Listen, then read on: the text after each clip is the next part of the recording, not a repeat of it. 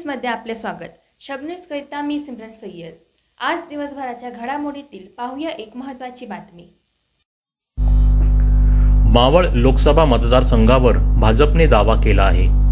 मावळ लोकसभा मतदारसंघात सध्या एकनाथ शिंदे यांच्या शिवसेनेचे खासदार श्रीरंग अप्पा बारणे हे आहेत।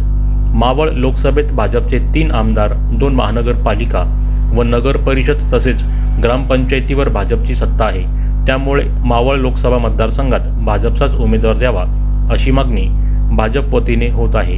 भाजपच्या तुलनेत एकनाथ शिंदे गटाची ताकद फार कमी आहे असे सांगत भाजपने मावळ लोकसभा मतदारसंघावर दावा केला आहे। या लोकसभा निवडणुकीत महायुतीचा उमेदवार कोणीही असो तो कमळावर लढवायला हवा अशी भाजपच्या पदाधिकाऱ्यांची आग्रही भूमिका आहे।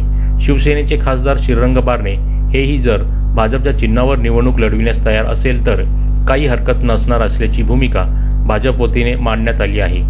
तर आता खासदार श्रीरंग अप्पा बारणे हे जर शिवसेनेला जागा दिली गेली नाही तर भाजपच्या कमळ चिन्हावर निवडणूक लढविणार का हे पाहणे महत्त्वाचे ठरेल।